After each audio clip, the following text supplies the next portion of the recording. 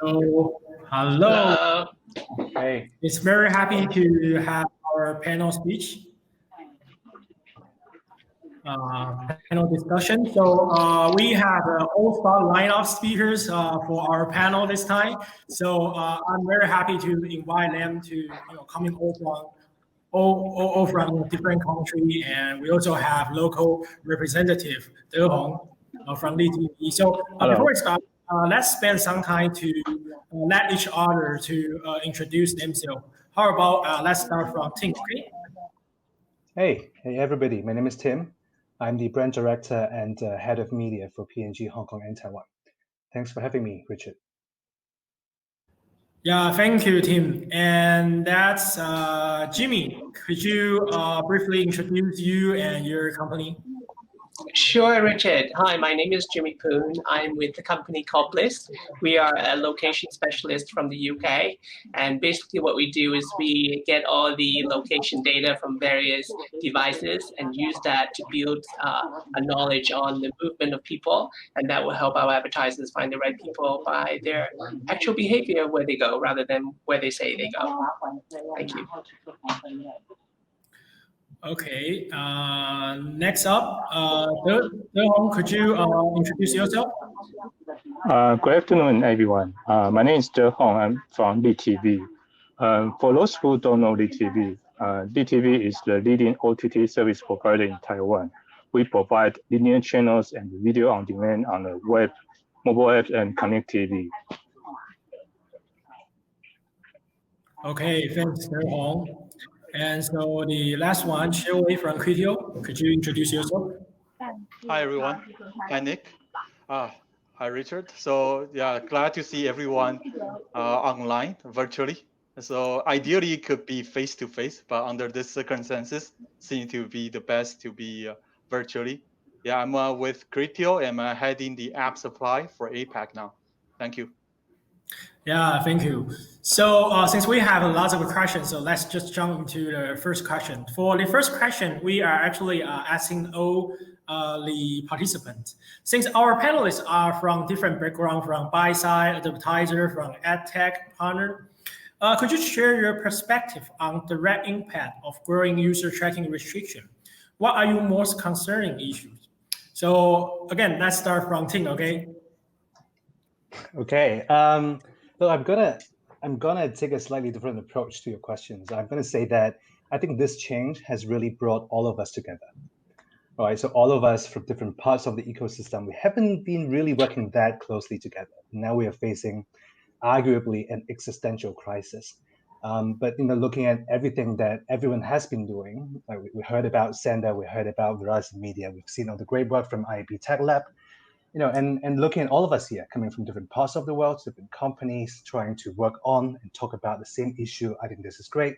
And this gives the confidence that we can create a fundamentally superior solution together. My concerns will be, one, we don't act fast enough because there is a lot of information, and I think we tend to focus a little bit too much on our circle of concerns, so stuff that we don't really control, and that might paralyze us a little bit and make us a little bit slow in terms of action. The other thing I'm concerned about is if we are really involving enough people in the conversation already. Because if you look at some of the solutions out there, it really requires every big and small advertiser and publisher to work together. And I think that's something we can improve on in the future. Thanks, Tim. And what's your opinion, Jimmy? I think for us, I agree with what Tim said earlier. Let's look at the bright side, which is bringing us all together. And we never really had this before. This is one-time crisis time, so we have to come together and figure out what we should do, like what Google mentioned earlier. One of the things that I find we need to be careful at the same time is not to go overboard. In the ad world, we're basically looking for groups of people who display certain behavior or who like certain things so that we can serve them content so that relevant to them. We're not going into look at each individual person. In the advertising world, it's not quite like that. So one of the concern I have is that because people get a little bit paranoid and maybe we get further and further carried away, and it breaks down a system that allows the advertising to really target the groups of people, not individual people. Also, that is an ecosystem on its own. It allows us to get certain content for free. So with less of that, maybe the free internet may be affected. So that is one of the concern of it going too extreme. We're kind of the right place now, but what if it gets carried away? That would be our main concern. Yeah, thanks. So, and let's add some perspective from Derhong, okay? Okay. I think the growing policy and technical restriction definitely have an impact to our AVAR business. And I think, and the primary reason is because the way the ecosystem is being built up. There's a supply-side platform and demand-side platform. And the DSP has been using cookies and other techniques to collect audience data across domains to support audience buy on a buy side. And then in the past, it was not a must for publishers to provide first-party data to monetize the inventory. And I think in the future, when the audience data on the DSP start to dilute, and publisher can no longer rely on the DSP to support audience buy. And so that's the reason that publisher needs to provide our own audience data. And so there are two concerns for publishers. And first, as Tim has just mentioned, are we quick enough to provide the audience data that is as good as the DSPs? Because right now, most publishers do not mandate the user to log in and to provide personal info to use the service. And so we will start to see publishers to begin to encourage the user to log in, and some user might decide to visit to our website. And also, in addition, publisher may need to use AI technology to reduce the unknown. But the fact is that not every publisher understands and has the talent to use AI. So I think that smaller or independent websites are in a weak position. And the second concern is that even publisher has the first-party data, it is not easy to decide where to activate the first-party data.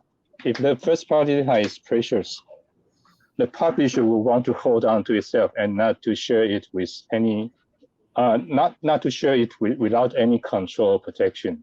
So I think that it will take trust and partnership for publisher to port their first-party data to any of the platforms. All right. Yeah, I totally agree that trust and partnership, how to build up trust and partnership between publisher, advertiser, and AdTech vendor is really important. And that's the reason why we have such kind of event to invite all of you to join us. Since you mentioned a lot about DSP and buy-side perspective, so let's switch to Wei Hseuh, Criteo, to share your perspective. Thanks. So I think the trust is definitely one of the biggest concerns we have. Criteo is one of what we call we believe in the open internet, right? And then trust is the major factor for open internet to kind of thrive. So there are like three components in this open internet, right? First one is the user rights, the users. So users actually previously they want the free content. And then all the things like high quality, everything that's free, but right now they're demanding for the privacies. On the other hand, advertisers actually want to measure their ad spend, and publishers actually they want to maximize their revenues through the contents they're generating. So the trust is diminishing with this tracking restrictions kicking in. And used to be the personalization ads was a perfect fit. And right now that is having to be evolving. And that is the biggest concern we have at Criteo. Okay, so thanks your sharing. Actually, we prepared a few questions regarding Criteo. So let me ask about some Criteo related questions. First of all, that we all know that Criteo's core value proposition is in retargeting and conversions.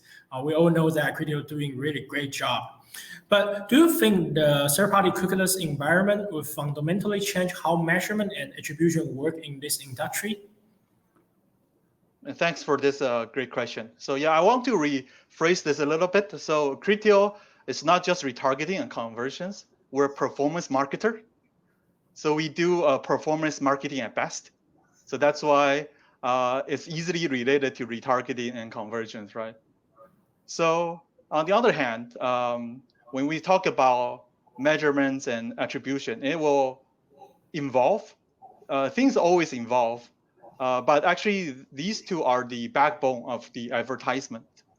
So at Criteo, we're looking at 3 scenarios after this cookieless environment.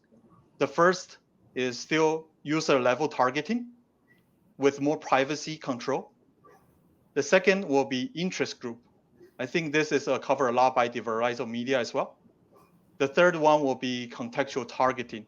So these 3 areas are the 3 kind of major groups we're looking at. So these kind of things will evolve into these 3 ways, and definitely that more discussions are ongoing on these directions. One additional question is that because as our keynote speaker Monisha from Google say that there are lots of proposals happening around the world, and we have probably heard about Google's Turtle Dove proposal, a new way to do the exchange bidding. And I mean, few weeks after the Turtle Dove proposal, there is one called Sparrow from Criteo. So many people are really interested in why and how. What's your perspective about Sparrow or all this new? I mean, fundamentally change the way to do real-time bidding. So could you share with us such an initiative is relevant in today's context? Thank you again for this question. I think glad you guys brought this up. Right, so let me take this metaphor. So when you're playing sports, right, is it fair for one party to play defense, offense, and referee? It's not fair, right? So that's what's happening right now with Turtle Dove proposals, right? So that's what they're playing everything on their side, which is not fair to us or to all the AdTech vendors or all the players, stakeholders out there. So what we're suggesting here, the Sapporo suggesting, is that we want to balance that. So what's the biggest difference is the referee part.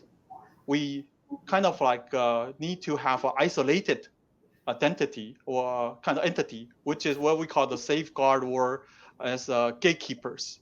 That's the main spirit of the Sapporo we're referring to. So that can, we think that can restore the balance, and then we as more like what we believe in the open internet. That's given everyone in this kind of ecosystem a fair chance to compete.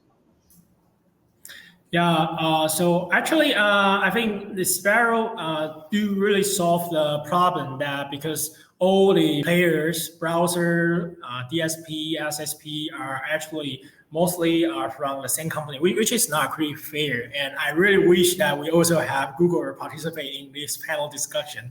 And from what I heard, actually they borrow the idea from Sparrow and do some change. And recently they proposed a new proposal, and actually they are borrow idea from Sparrow. But anyway, because it's a community effort, so let's see how it goes.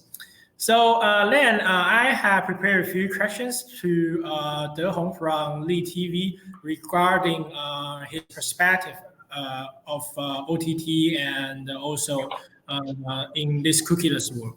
So the first question is that what's the most significant trend you expect as an OTT player in the upcoming cookieless world? Because most of publishers are from web or from app, but OTT and CTV are actually using different identity tracking technology, right? Could you share with us a little bit? Okay, thank you for this opportunity. And I want to try to describe what OTT is and what is CTV.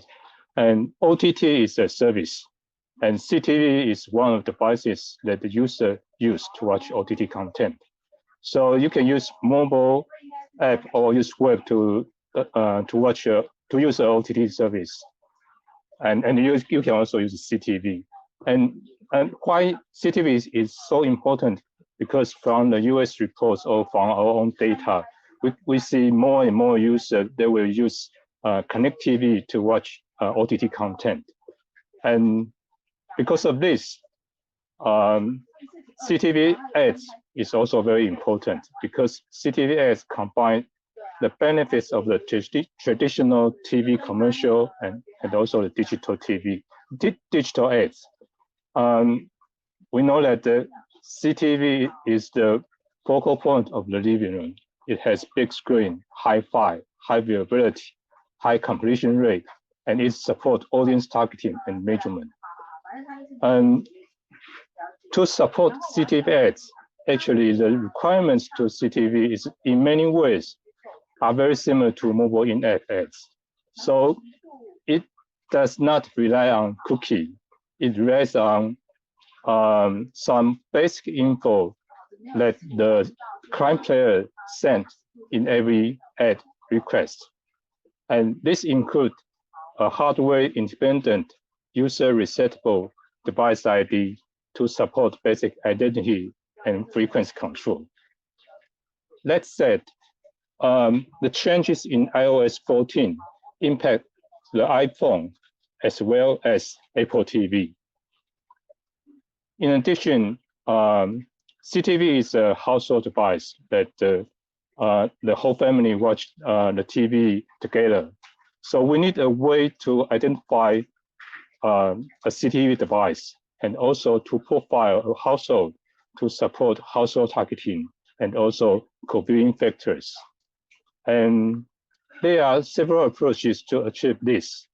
And as what we have saw in Hseuh's presentation, and we will see how each approach works in the near future in Asia and also in Taiwan.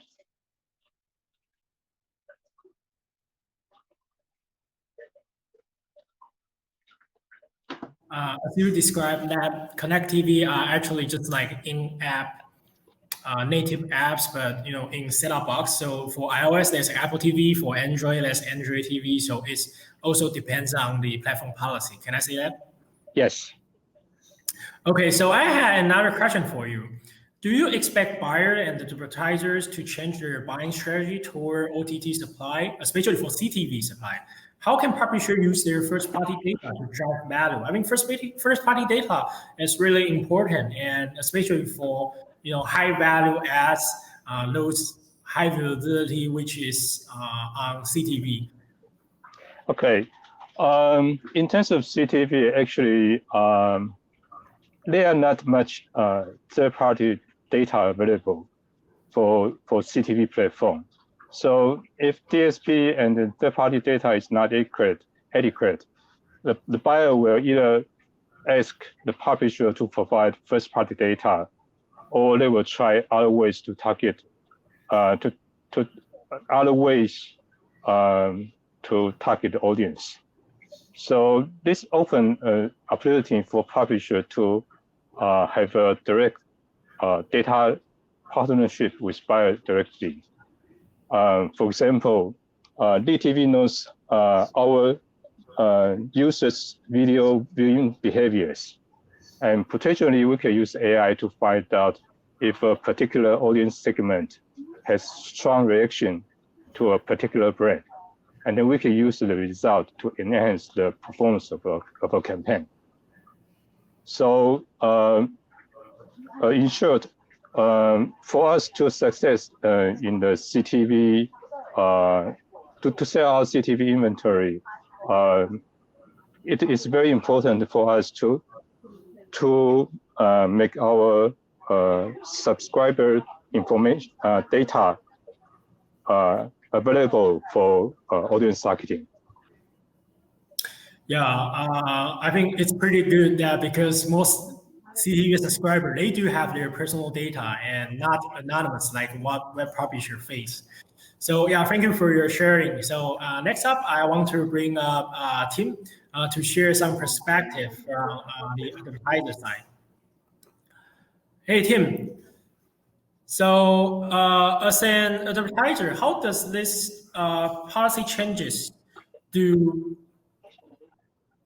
how does this incrementally impact your approach toward measuring ROI and ad spendings? Right. So I think it's a tricky question because it depends on what's going to be available in the future, which we don't know yet. I think, well, we can understand that some solution will still be available, like MMM, right? Some will not be, and particularly, the cross-media and then the multi-touch measurement are going to be really impacted. We see elements of measurement in, I think, conversation about privacy sandbox. We can all agree that it's not perfect. We expect the identity solutions to help us a little bit in terms of measurement, but then the scale may not be there. So that's what I don't know. Why don't I tell you what I know? So I know that ROI measurement continues to be very important in the future. And I know that at any point in time, we'll continue to use the best-in-class solution to measure ROI.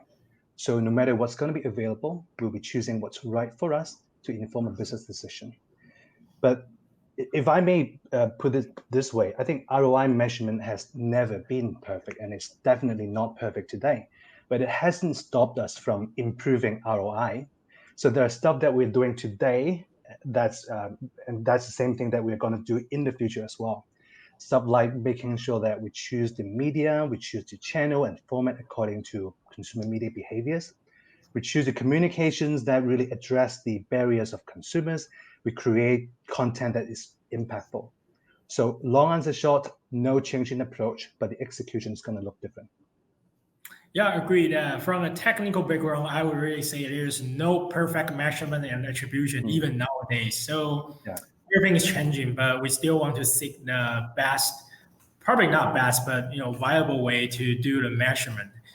And so I think from a publisher's perspective, what we really care and what we really worry about is that how does this impact your media strategy in the future?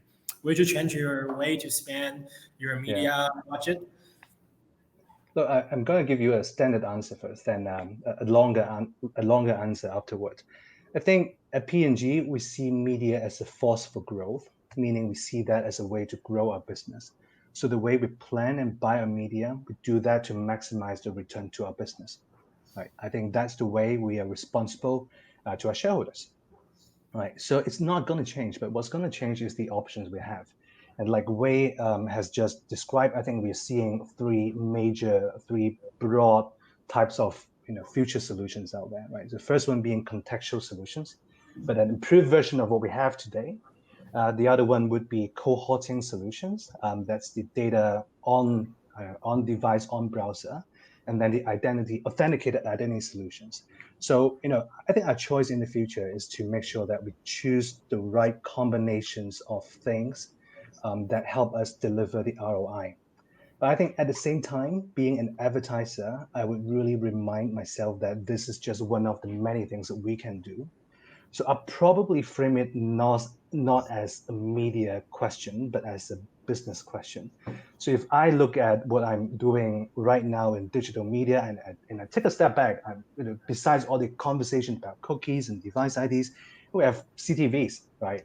Like what we just talked about, and that's living in a cookieless world. If I take another step back, I see traditional media. Another step back, I see influencer marketing. Another step back, I see pricing, promotion, packaging.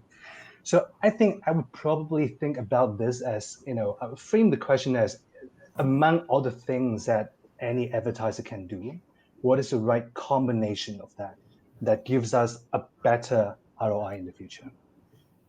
Got it.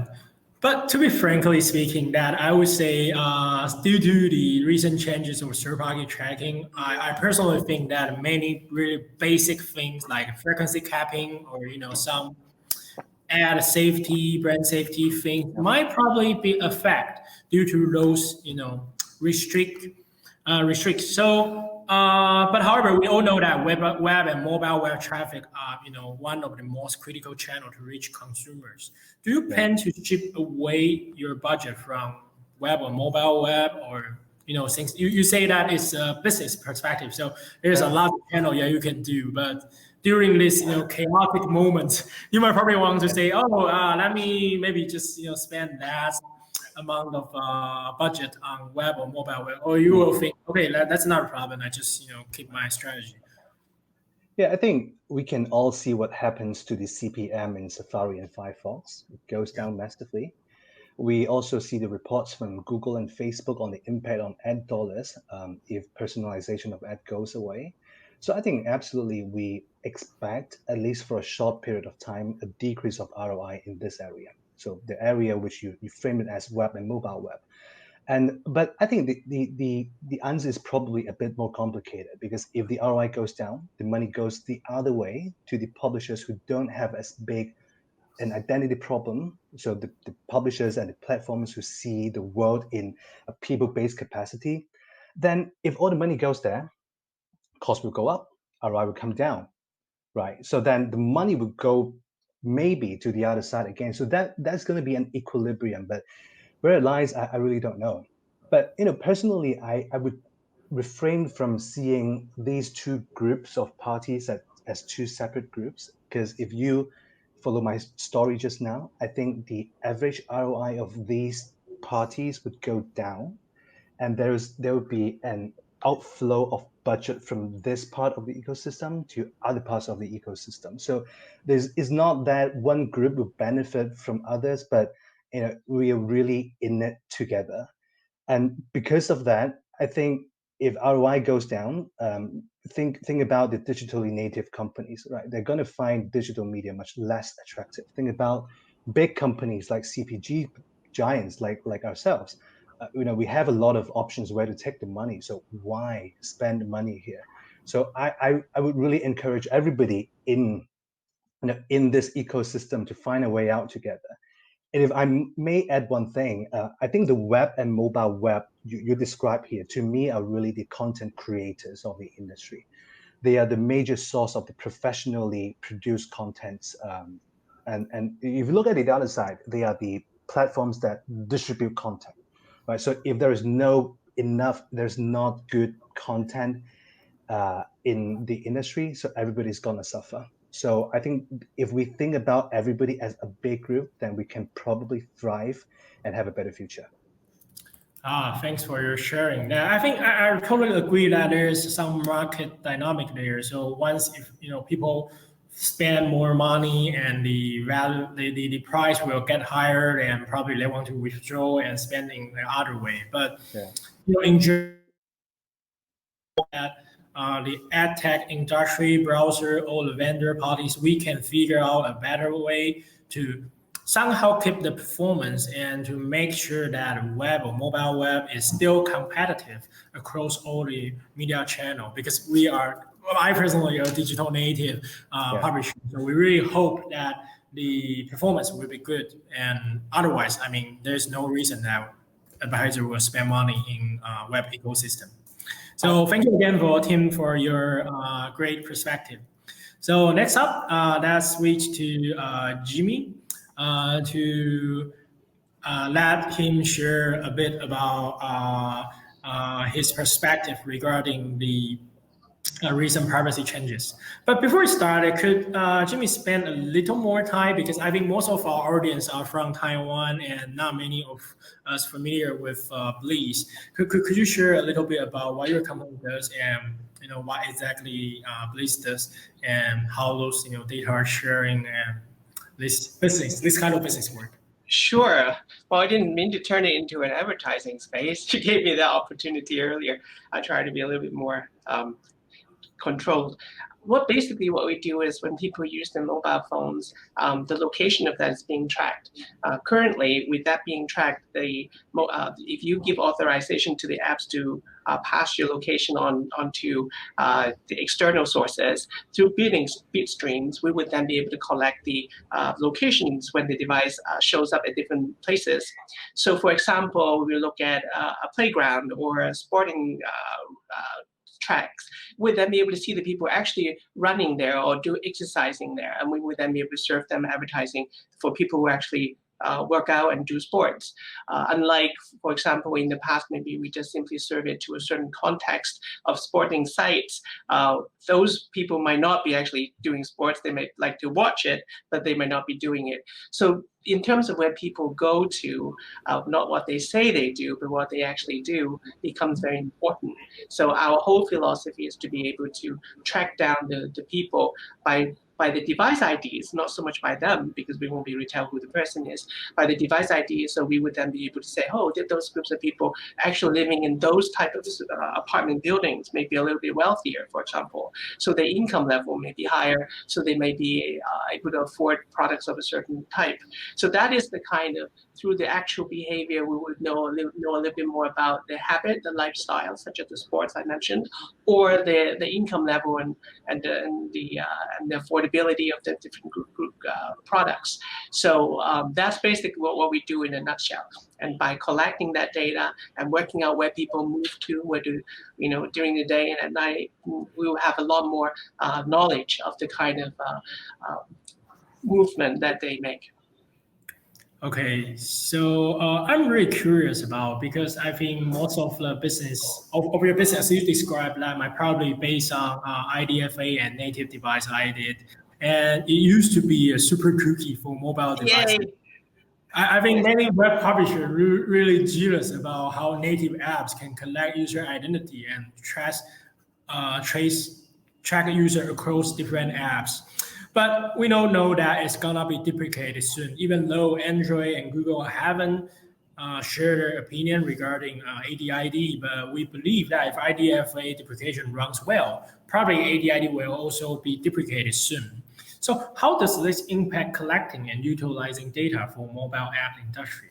It does affect us. I cannot lie about it. Okay, so it actually does affect us. So currently we're looking at it in 3 different ways. I remember when you sent me the question, this question and the question of the opportunities kind of go hand in hand. How does it impact us? We cannot just say, oh, it's impacting us without thinking about how we actually, get the benefits out of it. So maybe I'm actually answering both of your questions at the same time.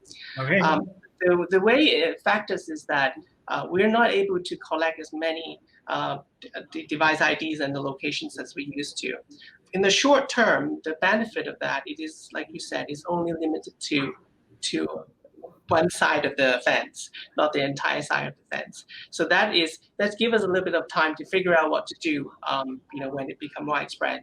The other good thing is because currently we're one of the players in the market, one of the relatively bigger players that have the mass, the volume. So let's say if we have reduced it by 10%, we would still have that other 90% to back us up, plus the data from the past. So the second solution we have is currently is to rely back on our mass right now, because we are one of the bigger players in the world, as well as having the back data. So that would give us some time, but at the end of the day, it might all go away. So we had to think a bit about that, and I guess we have to thank GDPR and back in a couple of years ago, when they come into play, we saw our volume drastically reduced because a lot of the publishers weren't ready for it yet. So in the short 3 months, all of a sudden our inventory reduced significantly, and we had to wait for them to catch up and be able to figure out, and get them compliant. So gradually it comes back. So we expect the same kind of a wave that would come in.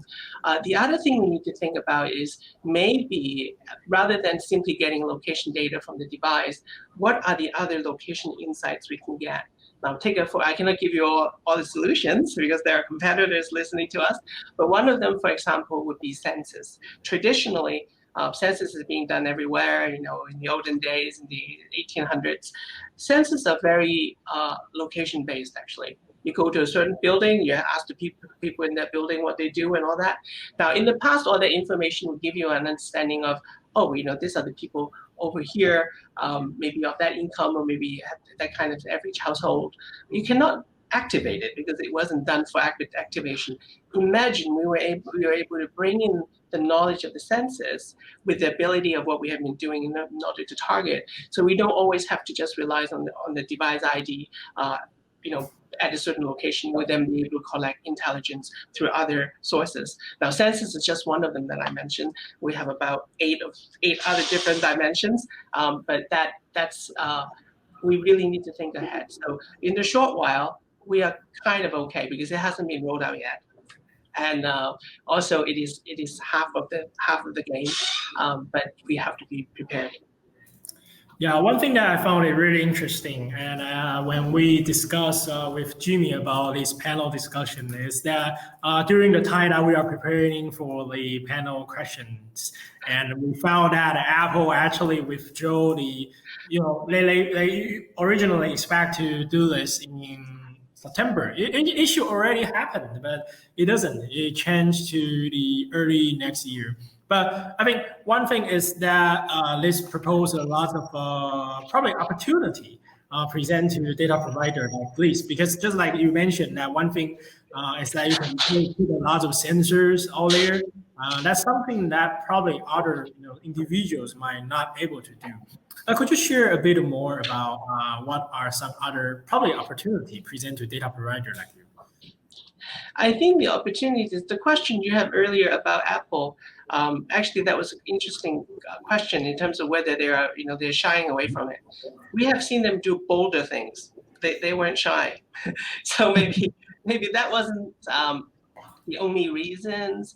One of the things that we also look into is, as they put that kind of a practice, maybe it will deter some of their competitors. So the government might be interested in stepping in, understanding what you're doing right now may be, maybe anti-competition, which may not be a very good thing to do. So there are a lot of other reasons for that in terms of why they stop. I'm not from Apple, so I cannot say on behalf of them, but I can see it is a shock to the community. It's definitely a shock to us. And so what you're talking about, yeah, that's the question you mentioned earlier. So going back to your question about the opportunities, I think the opportunities right now is that when we are not able to get the specific ID, things has to be more by probability. So instead of having one-on-one and knowing your exact ID, I would treat all the people that I gather as a panel, like in the olden days when you have surveys, right? So you don't really need to know exactly who answered what, but based on that survey, you would know the people doing this type of activities may be more likely to like this type of wine, for example. So in this case, we go back to who has the largest panel. Who has the largest panel to give you the most resolution? Not to the point of being actually one-on-one because you don't have the device ID. So the ability to build up the scale both in terms of the current scale in terms of the population, as well as the scale in terms of knowledge through time, like who has been doing it the longest and accumulating the data, from the past. And that became an advantage. We never thought of it as an advantage until it becomes scarce now. So what we had, it was supposed to be a reservoir of old data. That becomes something that we can go back and dig into for insights, as well as building up that probability, make it more precise. So that will be an opportunity for us, and thank God we have that. And so, yes. Well, thank you for your sharing that. Data provider is quite an important business to AdTech industry, but also the center of the recent issues that might probably mostly impact. So I would like to bring all of our speakers to show up again to ask them the last question. That what do you consider as the coming trend for programmatic buying in a privacy-focused environment? Which is a super broad question. So just answer whatever you want to say. So maybe that again start from Tim. Okay. Okay. If I'm to make a prediction for a year from now, I'd probably say there's going to be quite some panic in the industry because time is running out, and we'll probably realize that there is no perfect solution yet. I think on the publisher side, I expect to see a little bit more confederations of publishers. I think one of the speakers talked about size or scale being an important factor to survive in this crisis. and even maybe consolidations of publishers. I think that's also possible.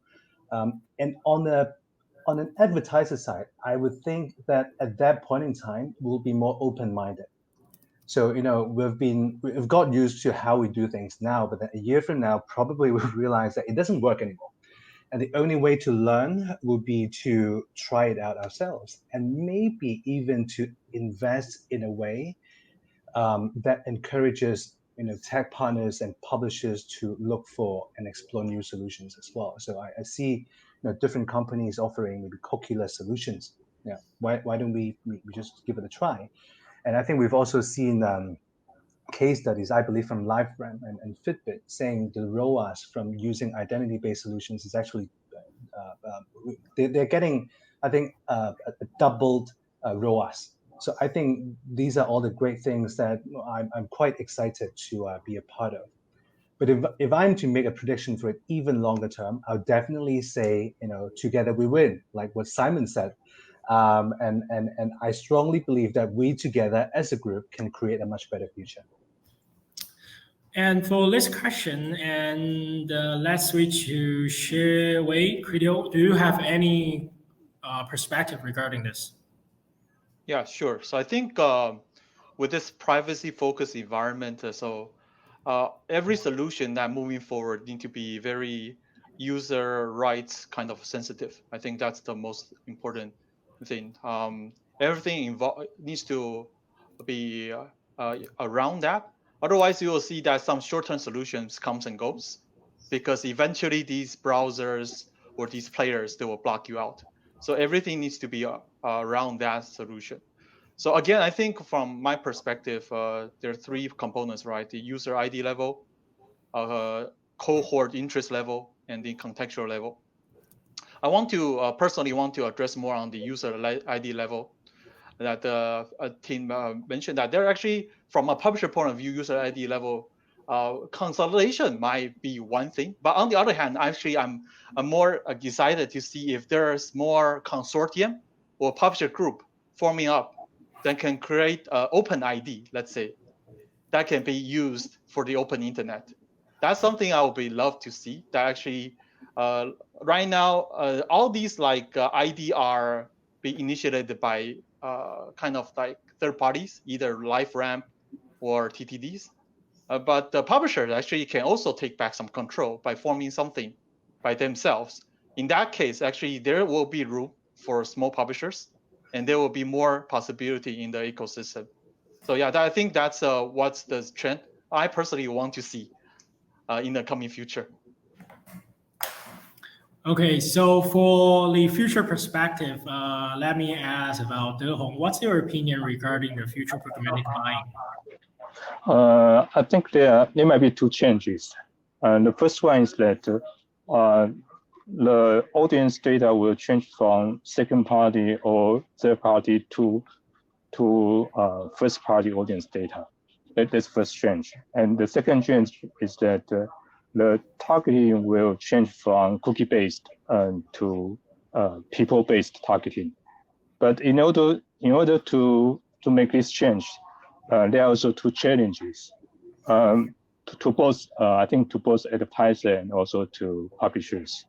And the first one actually is an operational challenge, because it takes time for the publishers and the advertisers to build better relationship with their customers and users, because it takes time for the user to be willing to provide their personal info to the publisher they trust. And so that's one challenge. And the second challenge actually is a technical challenge, because even if the publisher has all the data in their CRM or in their user database, and this has to be transformed into a targetable audience data. And not every publishers understand these technologies. So the publisher may need to invest in DMP, AI technology, or join a unified ID project. That's the challenge I see. Okay, so the last one, let's switch back to Jimmy. Jimmy, what's your perspective of future programmatic buying? I think there might be 1-2 front. On one hand, if it keeps going the way it is, if people go back to being maybe a little bit more paranoid, it would get to a point that everything needs to be probabilistic. So rather than having something specific, targeting a specific device ID, it will go back to what one of the speakers mentioned earlier about interest, about context. And at the end of the day, is to see which one actually, based on those probability, end up with better results. And the results will speak for itself. And even currently, with all the targeting, is at the end of the day, it's really the result that will speak for itself. So the tech part of it is like black box. And we're saying this black box is changing, but for the advertisers, it's really at the end of the day, how the results show up. So figuring out the best way to have the probability figured out is a key part. The other thing I think is as the first party data becomes so important, and it is the relationship between the publishers and the audience. And it used to be the brand would be on the backside, and they also have the relationship with the audience. In fact, thanks to Facebook and everybody, they rise up and understand, actually, we can have a relationship with them. So I think that part of it would actually help them maybe look at, why don't I start building a little bit of first-party data in that sense? So, how the world the lines blur. In the future, the clients can be a medium too. So that is I think this is what is driving us towards. Okay, so yeah, thanks, O. And we actually have a few questions in my mind. So Hey, Richard, if you don't mind, I'd like to respond a little bit to what Derhong and Jimmy just briefly talked about, because when you first asked me the first question about what are my concerns, I talked about we're not involving enough players in this conversation. I think they were spot on. I mean, the role of a publisher is so important, and they don't know it yet because they will make or break the whole thing, right? We all talk about that quid pro quo of the internet. So we all downloaded casual games before, and we paid the 99 cents to get rid of the ad. So we know app developers, we know publishers rely on ads to foot the bill.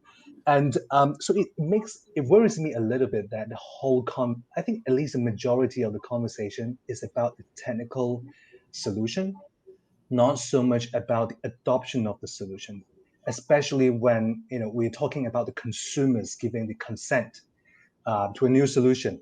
I think we as marketers know it very best that it's not enough to have a great product. A lot of time we have a great product, nobody want to buy it. So the point is, how do we sell it, and how do we sell it in a way that they will accept it? How do we communicate the value? How do we give them the right experience?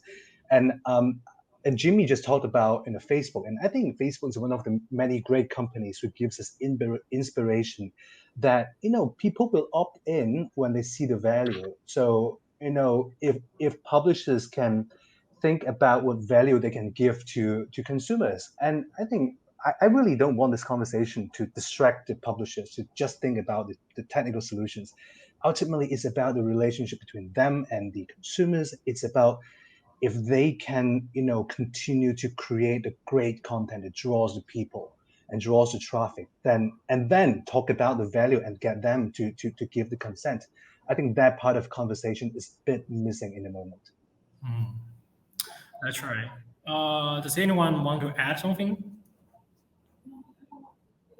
So if no, and I am personally really curious about, because we all know and we discuss a lot about working together, making us stronger, right? And especially for publisher, we are all afraid of those walled gardens because they do their own media, own browsers, own everything, right?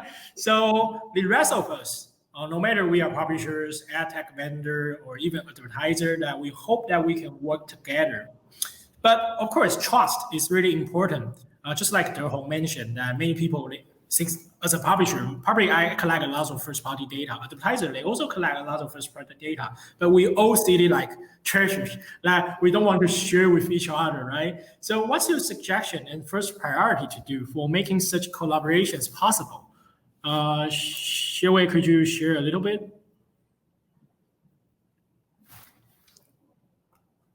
what we can do is having more webinars like this. There's more discussions. Yeah. That's the immediate thing. I think we can all do more. I think, again, everyone mentioned that there's never been such kind of like many discussions ongoing for all these solutions, right? I take Sapporo, for example. So Criteo brought out the Sapporo proposal. And actually, inside the GitHub, there's so many discussions from different parties. I think that's a great start. I think gradually you can see that Google has been responding. Other player has been responding. Eventually, people will find a common ground, and we still have time to do it. But we need to start now, and we need to act fast. So I think the first party, again, is act fast, voice out your concerns, your solutions, and then the experts, there are so many experts in this field, and people will come to a common ground. Derhong, could you share a little bit about this? Because I think you have a lot of experience. TPV's first-party data is quite precious. I think I can answer this in two perspectives. The easier one is that as a publisher, we are in the process of transform our user data to onboard our user data to DMP, so that the advertiser can use it to do audience targeting. It's from our perspective. But even for this, it's really hard for us to decide which DMP that we want to have our data onboard layer. So I think it is very important to have a continuous conversation on all the possible social platforms. Like this occasion, or some associations can have some seminars that we keep on many conversations, and then perhaps that we can find common interest and ways for everybody in this ecosystem to be comfortable to join. Okay. So maybe let me ask some perspective from Jimmy. I think you do already have a lot of partnership with publishers and advertisers, right? But toward this cookieless or privacy-focused future, would you change your way to do partnership with those partners, or? No, I don't think so. I think what has been working allow us to, the way to collaborate. I don't have the full answer yet. I just have the kind of the framework of it. If you can, for example, the publishers passes the location data, is not because they love us, it's because somehow we can monetize for them. So along that same line, and that probably would be the way of going forward. So going back to your question, are we going to change our way of working with them? We won't if they don't. I mean, if they say, oh, we don't want to give you anything anymore, and then we cannot do anything. But with the current system, because we are able to monetize it for them. So I think in terms of collaboration, I think it's maybe a type of a monetization exercise. I don't know how yet. I mean, it's just looking at our where we get to where we are, because we help publishers monetize. That's why they pass us the data. If we are able to do something along that line, that could be a solution. Now, of course, coming together, talking more, being more open, that's a very key too. But the gist of it is, yeah. So I don't have an answer, to be very honest with you. I just, based on what we have done and why people were able to collaborate with us for revenue share, that was a kind of, you reminded me to look at that, and that's why we won't change it, and that has been working. Yeah, I think business interest is the key part to make collaborations happen. So I would like to ask another different perspective from Tim, because you spend marketing budget. So if you want to do something that you can help many collaborations happen between publishers and AdTech vendor. So what's your perspective, and what will you do? I think you already help a lot of publishers to collaborate with AdTech vendor, because we all want to deliver good performance for you brands. So, but of course, we can do more, right? So you also want to diversify your spending, not only lock into certain walled gardens. So what's your perspective regarding this kind of collaboration? Let me say this. I think we all have a role to play in this, no matter how small that may be. And we knew it was an uphill battle anyways. It had been easy. It would have been done already. But now we're working on it. That means it's not something easy. And if I might, go back a little bit, to your previous question, and I was thinking about, the consortium that Wei was talking about. And I think, to me, the smaller publishers really play a key role, but they're not involved enough. I'm just thinking, who are the people who are now in contact with them who might be able to bring them in? It could be the bigger size publishers who might be reaching out to form a consortium. It might be agencies who are working with them who can propose solutions with them, because, some time from now, they have to go and think about it, because it's life and death situation, right? And Richard, you asked, how would I invest, or how would advertisers invest? I don't think I'm giving a P&G perspective here. I'm talking on behalf of many advertisers. Again, we invest in a way that is responsible to our shareholders. So we do not just invest to make the world better. I mean, we want to do both together. And to me, I choose to be optimistic about the future, because I believe we're going to get there. It's just that it's not going to come as soon as we want it to come. So I expect the whole thing. Okay, I expect a dip, hopefully for a very short time, when there is no perfect solution after death of third-party cookies, or when the perfect solution has not scaled up yet. So to me, we have to do two things, right? We have to get through the dip together, and we have to make sure that the bright future comes. I think everybody has a role to play. For the dip, I think advertisers, again, be more open-minded to look at different solutions. Don't assume what's worked before will continue to work. Be experimental, try out different stuff. And I think by doing so, we really encourage people to be innovative. And that's how we win together to get through the dip. At the same time, as a business person, I would really encourage publishers to not think about it as, again, a publishing question, but as a business question, right? And I have so much respect for the publishers. You guys have gone through a lot.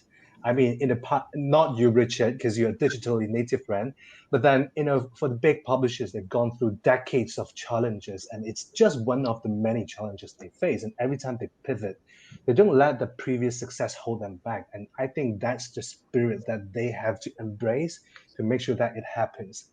And again, if we want to ensure that the bright future comes, I think, again, for publishers, please focus on what you can do best. Focus on your circle of control, that is content. That is the value exchange with the consumers. That's the best you can do. And if you can do that, I think somebody else will take care of the rest of the equation. For advertisers, I think at the very least, we can encourage publishers to adopt a certain solution. We can ask, if there's an ID solution out there that we wanted to use, then hey, we might be more open to invest in media that's adopting certain solutions. And I think that's fair as well, because we are seeing a higher ROAS, in certain solutions. And I think that's the only way we can win as one team.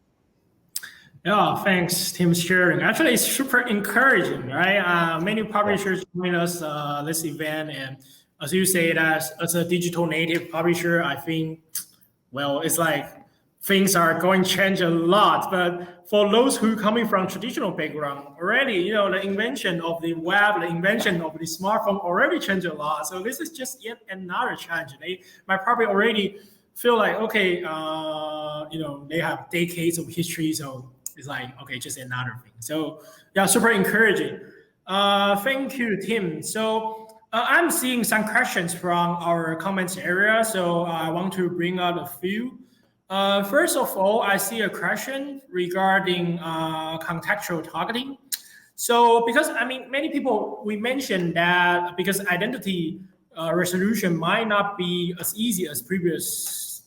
So what can we do? One thing is that because we produce really great content, So great content can have great context. And from what I learned is actually contextual targeting is still super powerful. The only problem that is not as popular as personalization ad is because it's hard to scale.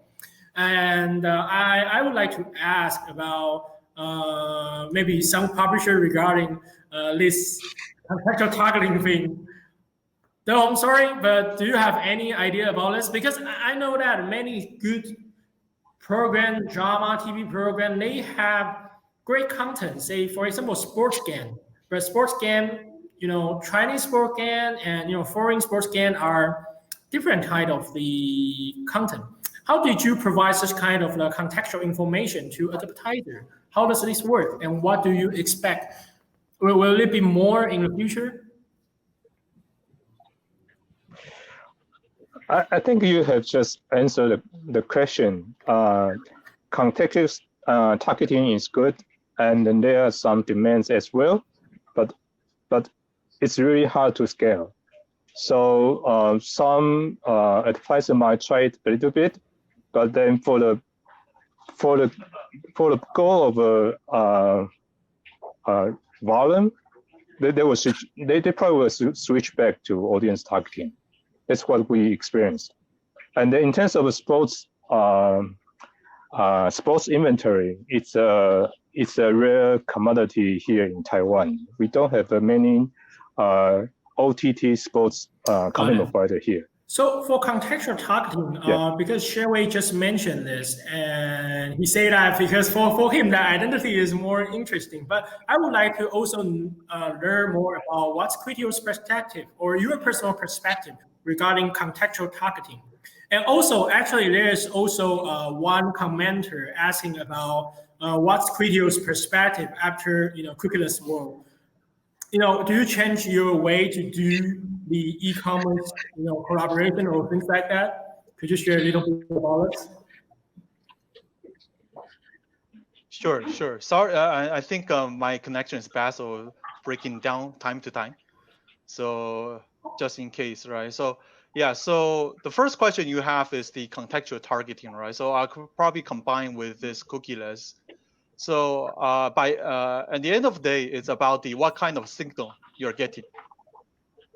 Whether it's like what Jimmy mentioned, it's sensors, anything. So that's one thing, right? What kind of signals you're getting. And with Criteo, what Criteo's strong suit is actually our shopper graph. So we have working with millions of e-commerce guys, and then we know this. We have kind of like a good understanding of who are the shoppers. And then what used to be is the no-brainer was the cookie. Cookie was really straightforward. It's a common language for everyone. So right now it's a switching to contextual targeting. And that part is that the first thing we want to understand is that from this contextual targeting, either is from the website or it's from the app, is what kind of signals we can get. And with that signal, well, what kind of analysis we can do to extract that to help us to deliver the performance that the marketers or the advertiser wants. So yes, this is something that is still work in progress, to be very honest. But that's something that Criteo has been very actively working on. Again, the three scenarios, we are working on those three at the same time.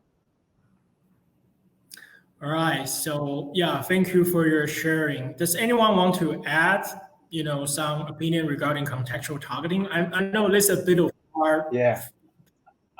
I'll probably add to that. No, we touch on scale of contextual targeting, right? One problem with scale is because people choose audience targeting now over contextual targeting, so it's not getting much traction. But at the same time, there's not as strict a standard for contextual targeting, which is a big problem. But we know that AdTech Lab is working on that, so we hope that there's going to be an upgrade version of contextual targeting. But I just found another group of people we can bring into this conversation. I was just talking. We're not bringing enough people in the conversation. I think we can bring the editors into this conversation. I think they're the right people to help to make contextual targeting much better. Not us, definitely not us. We just start from what we know about our consumers, but then they know about how to write something that attracts the eyeballs, and they know how they can write it in a way that people would spend time with the article. And give the question to them, and they might come up with really innovative contextual targeting solution. And again, this is something what the publishers and editors can control the most, and that can be really a big goldmine that we haven't looked hard enough yet. Great. Jimmy, do you have any? I was holding my tongue for this one. The thing is, to be honest, contextual targeting was the thing that we used to, or we are attacking all the time. The reason is, just making it like an open conversation here. The reason is because the context, someone reading sports might not be the people who are actually going out to do sports, for example. And that's why real life behavior become more important. That's why I need to track them when they're actually running and doing sports. Now, with that said, the whole way that the whole industry is moving, I do see that there need to be some rethinking.